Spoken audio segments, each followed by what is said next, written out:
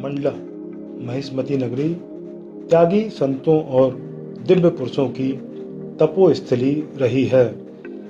मारेवा के तट पर कितने ही संतों ने साधना करके न केवल अपने जन्म को सार्थक किया बल्कि दीन दुखियों की सेवा भी की।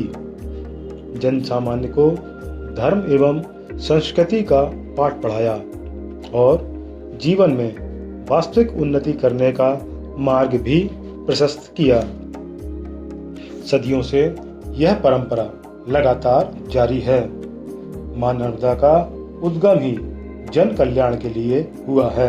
मां नर्मदा के जल में वह ऊर्जा है कि परिक्रमा करने वाले इसी जल के सहारे ही अपना परिक्रमा पथ पूरा कर जाते हैं।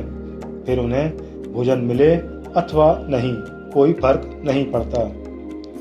मंडला के इतिहास में जिन महापुरुष संतों का विशेष उल्लेख किया जाता है उनमें स्वामी सीताराम दास जी महाराज, दादा धनीराम जी, मोहन दास जी महाराज, त्यागी जी महाराज शामिल हैं।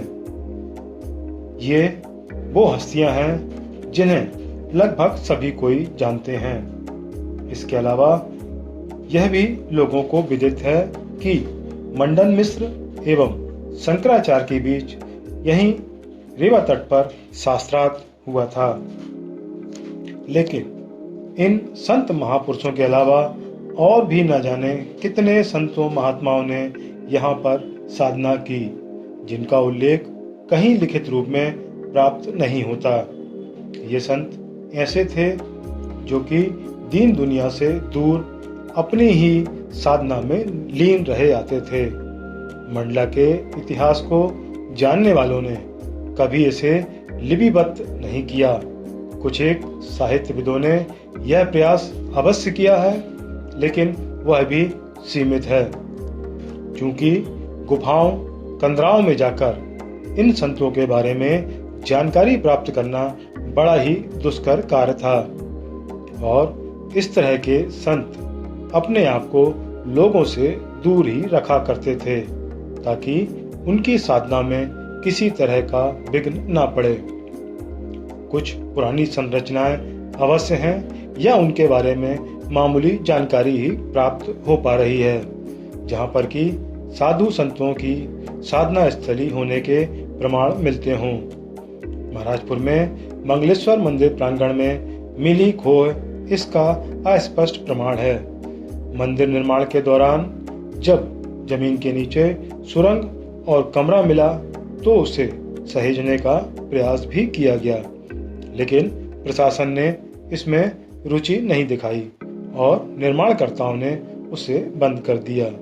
इसी तरह का एक स्थान ज्वालाजी मंदिर के समीप एक पुरातन शिव मंदिर में भी स्थित है, जहां पर स्थापित भगवान शिव और उस मंदिर के गुंबद के समीप भी इसी तरह की खोह है, जो कि पक्का निर्माण है।